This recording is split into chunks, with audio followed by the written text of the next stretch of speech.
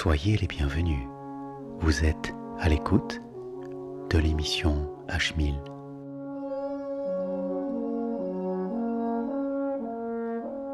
Durant 30 minutes, je vous amène pour une randonnée sonore en montagne. Le son remplace l'image. Soyez prêts pour le départ. Mon sac à dos est rempli de sons. Nous souhaitons un agréable voyage.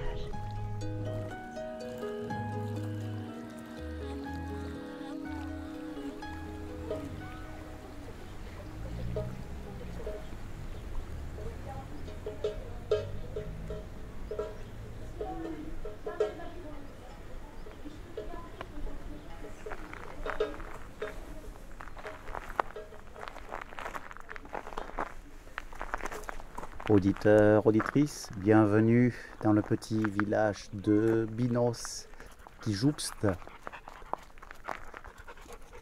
le massif de la Barousse. Je pars avec Olivier qui est vidéaste et qui est en train de réaliser la traversée des Pyrénées et de prendre en image et en son cette fabuleuse montagne et ce fabuleux patrimoine qui constitue les Pyrénées. C'est parti, H1000.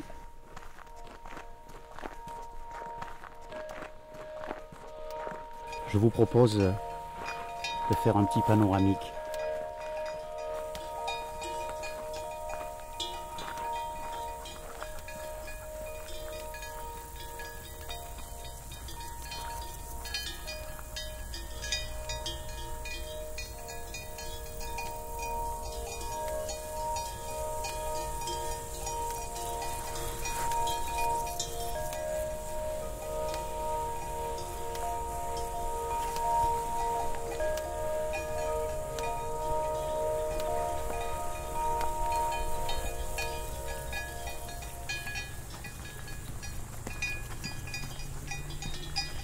C'est pas trop fatigant de marcher quand même tous les jours? Parler en marchant, c'est dur. Ça va être plus dur. Tout doucement, le son de la montagne vient à vous.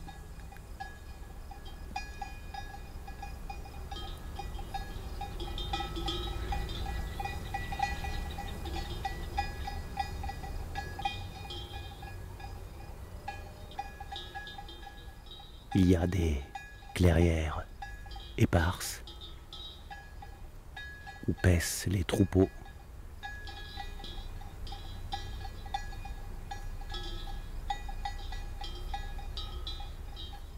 Et tout ceci offre, comme la couleur de la végétation, une coloration au son.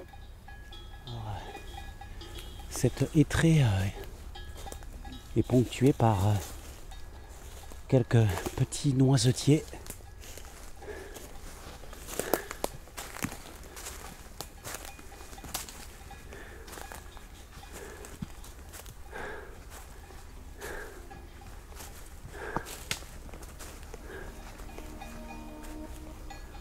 Vous êtes là, vous êtes ici, auditeurs, au milieu de la moyenne montagne.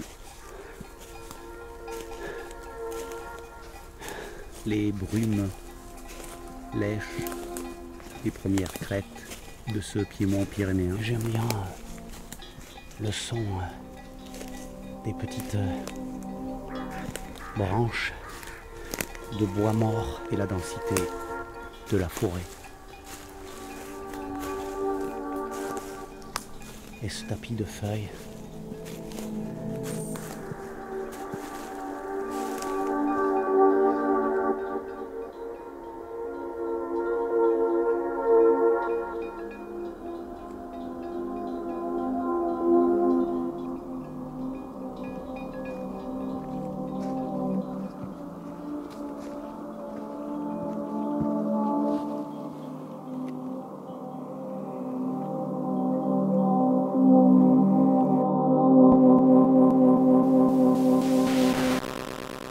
Allez, route.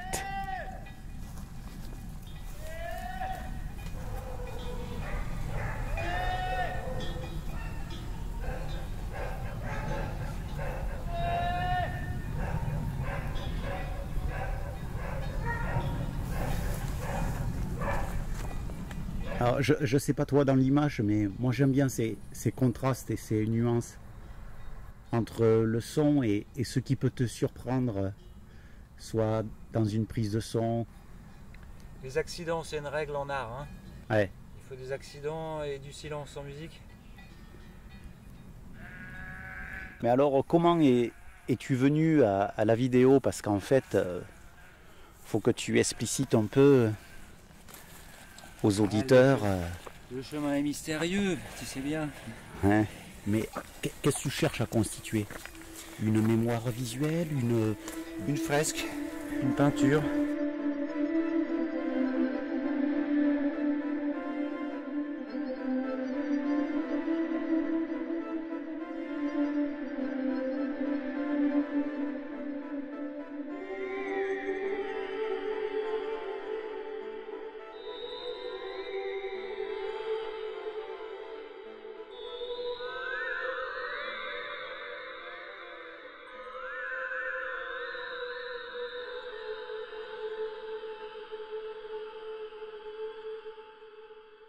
Patrick Avakian, animateur et producteur de l'émission H1000. En fait, ça veut dire Horizon 1000, mais on a fait une petite contraction avec un jeu de mots H1000. Et cette émission est diffusée sur 20 radios associatives. C'est une émission qui cherche, à travers le son, à amener les auditeurs, notamment les personnes qui vivent dans des milieux citadins, en montagne, avec vos oreilles. Vous vous promenez dans la nature. C'est une émission de création sonore où je mélange les bruits de la nature avec des musiques électroniques minimalistes, électroplanants. Et on part comme ça dans un monde un peu onirique, qui se réfère un peu au conte de fées, mais aussi à l'image poétique que nous donne la montagne. Je pense que la beauté suscite une émotion. La beauté du son que vous écoutez en montagne cherche justement à amener derrière votre poste radio cette beauté et cette émotion vers l'auditeur. Et vous voyez, le micro, je ne le monte pas pour frimer, non. Le micro, parce que je fais beaucoup de rando en solitaire. Et le micro, c'est le prolongement de l'autre. De l'autre que je n'ai pas lorsque je suis seul en montagne. Et donc, lorsque je m'adresse au micro, ou lorsque je le mets en l'air, là, pour écouter les arbres, c'est comme si je montrais à quelqu'un qui est à côté de moi, tiens, écoute. Donc, le son, c'est d'abord une démarche qui consiste à être à l'écoute. Et lorsque tu écoutes, il y a plusieurs niveaux. D'abord, il y a les sons que tu entends en premier, qui sont les sons les plus marquants, qui peut être une sonnaille, un bruit d'eau. Et puis, ce que je dis, il y a les sons de derrière, plus discrets. Et lorsque tu marches seul, le son est très important. Parce que même si la beauté de la montagne, est très agréable à la vue, à un moment donné, tu vas flipper. Tu vas flipper parce que lorsque tu es seul, que tu vois une pente comme ça, un couloir enneigé, voilà, tu as un peu la frousse. Et donc, le son, à un moment donné, te ramène à une certaine humanité, quoi. Tu es tout seul, tu entends le bruit de tes pas, le cliquetis, tes chaussures, ça. Et tu te dis, ouais, je suis là, je suis encore vivant, quoi. Voilà.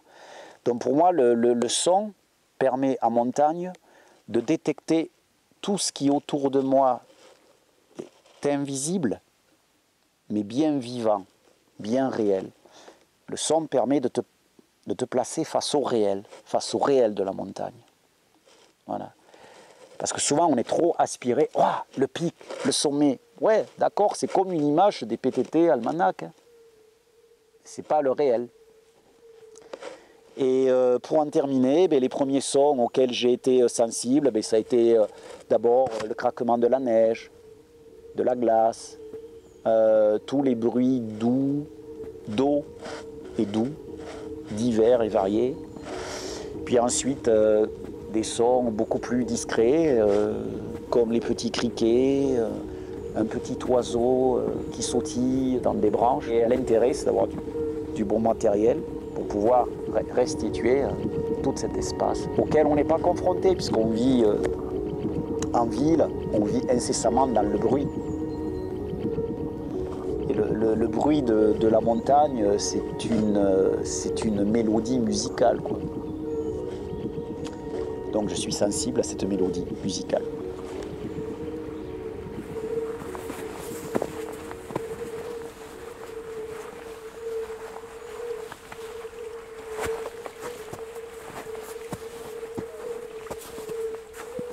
Alors je suis en train de traverser cette petite clairière et de remonter un petit ruisselet.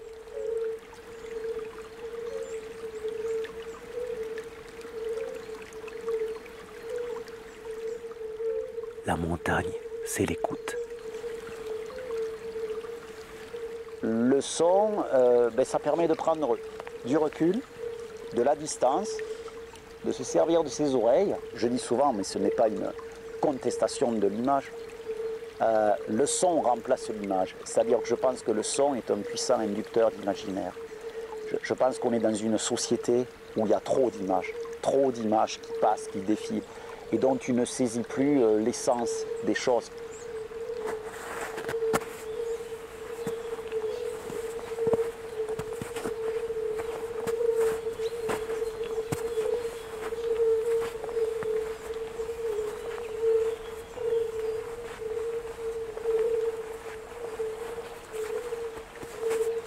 J'ai rencontré la montagne à 23 ans, quoi.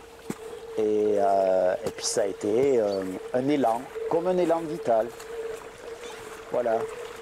Pas forcément une passion. Alors attention, effectivement c'est une passion, mais pas dans le sens où on l'entend communément. C'était plutôt une philosophie, voilà, une philosophie, une manière de voir les choses, d'appréhender le monde.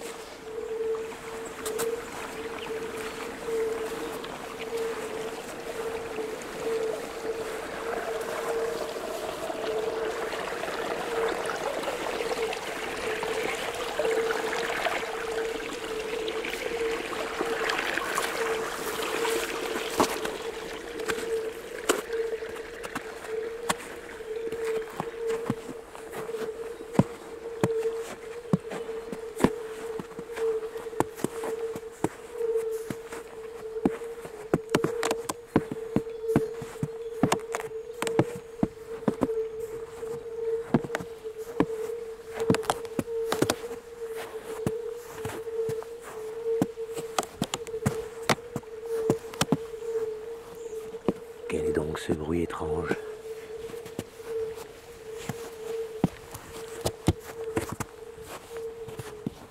Si ce n'est cette petite plaque de glace prête à céder.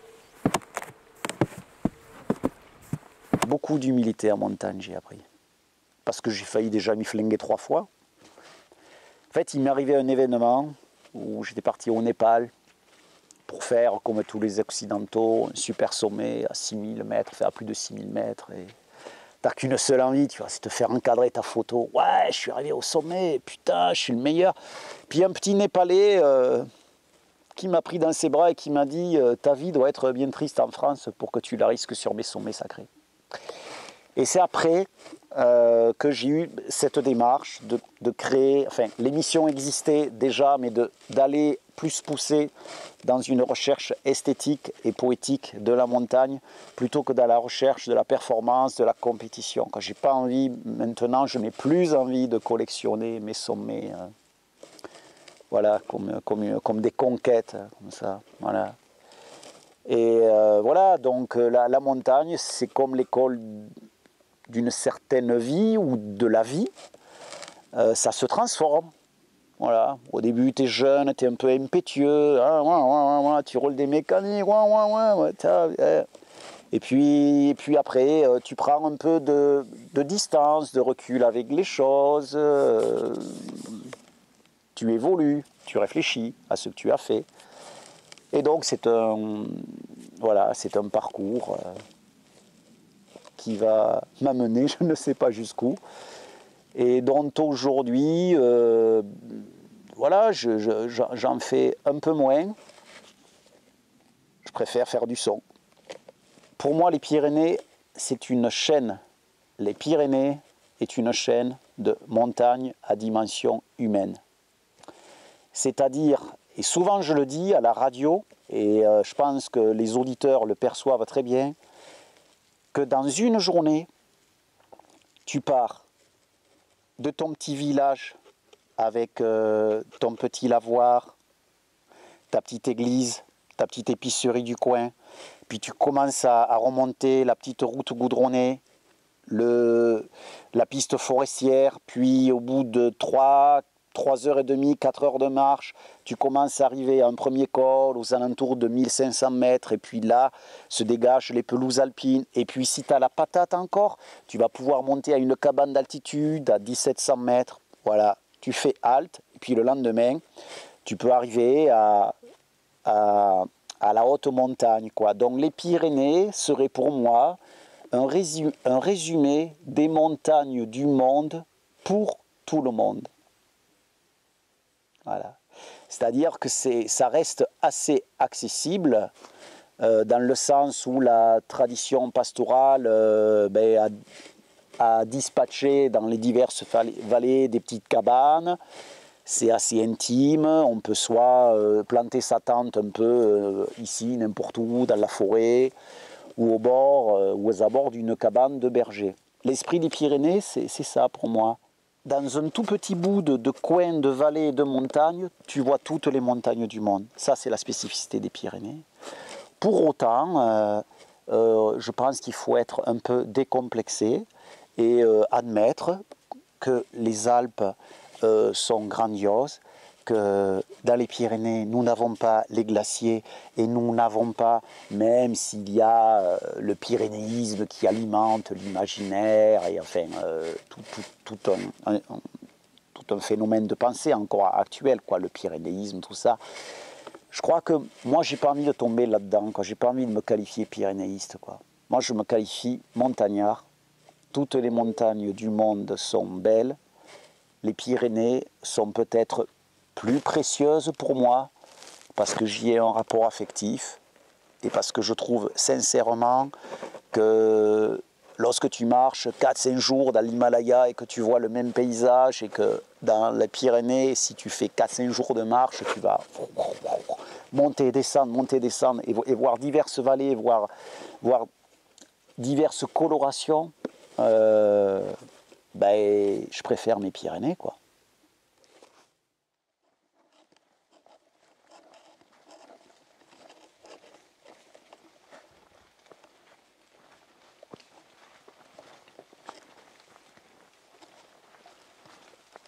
J'aime ces sons étranges dans la forêt.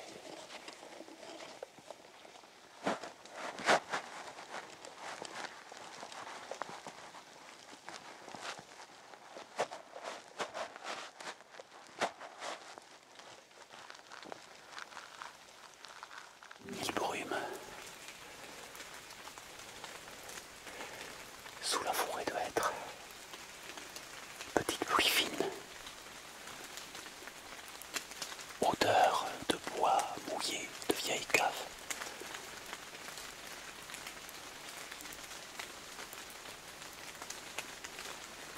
La chlorophylle. La verdure. Les odeurs des feuilles mortes ressortent.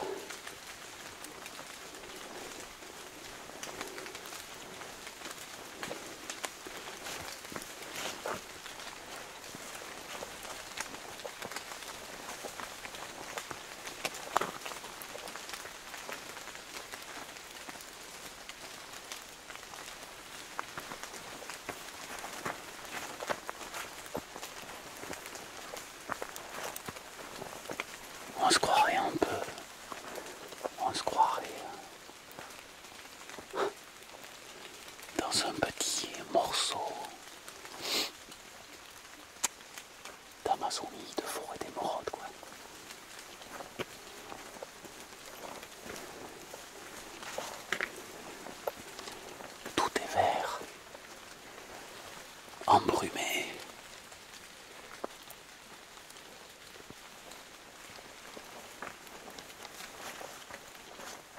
Par la vapeur d'eau.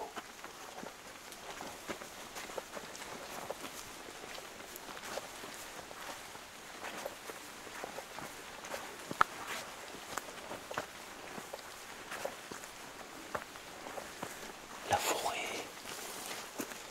est sombre.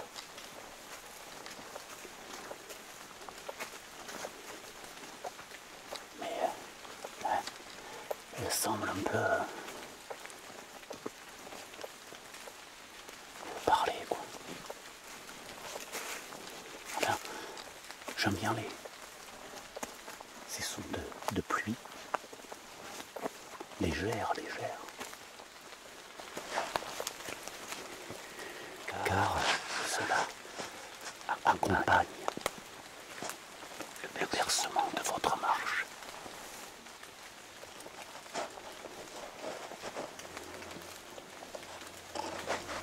Archimil, dans l'épaisseur de la forêt,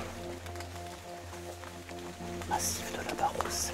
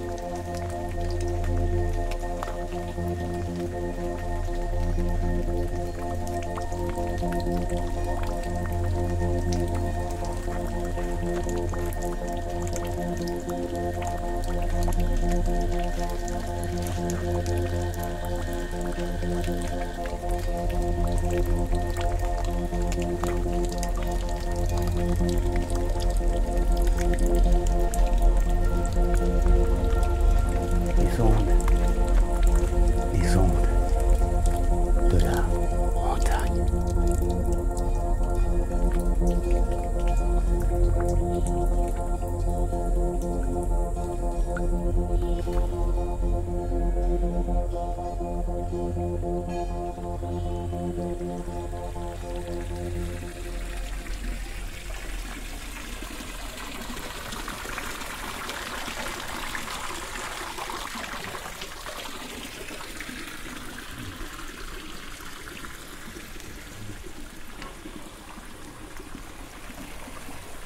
Eau, toit, feu. L'eau, le toit, le feu. C'est tout.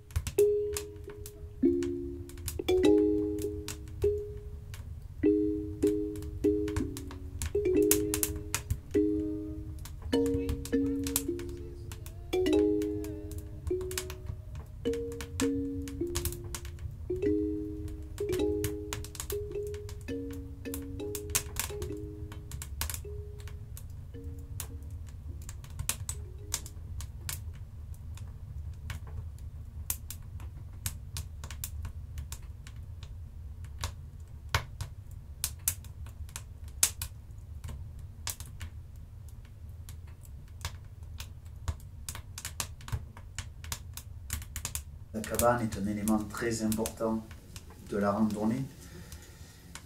C'est même peut-être le moment le plus précieux de la randonnée. Souvent, je pars en solitaire, notamment en hiver, pendant 2 ou 3 jours. Et lorsque tu trouves sur ton chemin la cabane, en fait, il y a si peu de choses.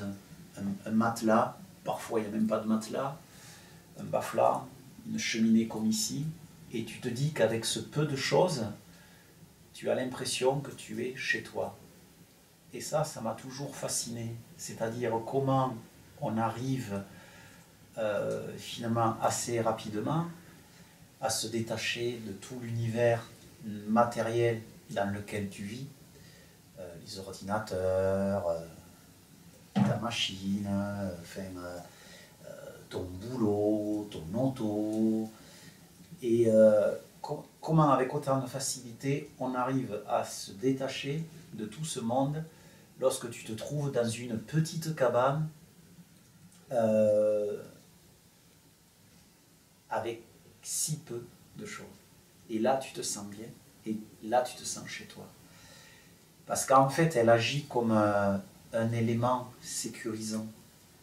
Lorsque tu marches, notamment, encore une fois, en hiver, pendant 5 ou 6 heures, et que tu peux enfin te reposer, tu te dis, ouf, je me sens en sécurité face à la nature. Et c'est très intéressant parce que tu te rends compte qu'en étant dans ta cabane, tu ne fais plus face à la nature, mais tu fais corps avec elle. Voilà. Et ce qui permet de faire corps avec la nature, c'est qu'à un moment donné, tu te retrouves serein entre 4 murs, tu es à l'intérieur,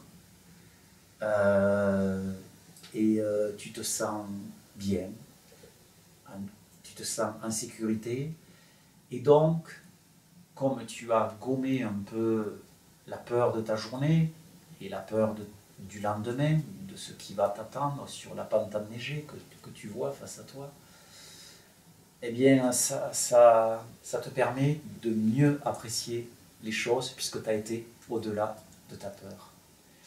Et les cabanes dans les Pyrénées sont les seuls endroits en France, si je ne m'abuse, qui sont gratuites et ouvertes à tous. Et donc là on rejoint un peu le mythe du livre de Rousseau, l'Émile, où Rousseau dit à l'école des cahiers et des livres, je préfère l'école des ruisseaux, des arbres et de la forêt. Voilà. C'est tout, quoi. Et donc la nature et ces cabanes sont précieuses, gratuites, généreuses, ouvertes à tous. Et je trouve que c'est une tradition qu'on devrait perpétrer. Donc c'est pour ça qu'il faut vraiment respecter ces lieux, bien les entretenir, parce qu'il y a quelque chose de, comment dire, du lien, un lien, une solidarité finalement, qui se transmet de génération en génération lorsque les gens entretiennent les cabanes, quoi. Moi je peux passer dans une cabane et puis 50 ans après, les enfants qui ont 2 ans aujourd'hui, ben, ils y passeront. Moi je ne serai plus là, mais la cabane sera en place. Et je trouve que c'est très intéressant d'avoir accès à cette gratuité des choses. Voilà, les cabanes dans les Pyrénées sont des lieux qui permettent d'admirer la beauté et l'émotion de la montagne comme dans une alcôve, voilà, donc, comme dans une chrysalide. Voilà. C'est ça pour moi les cabanes des Pyrénées.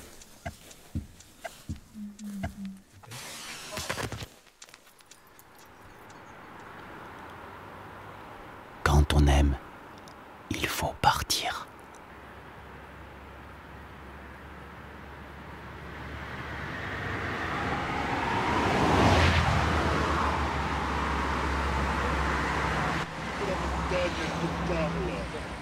Vous venez d'entendre l'émission H1000. La montagne s'écoute sur votre radio.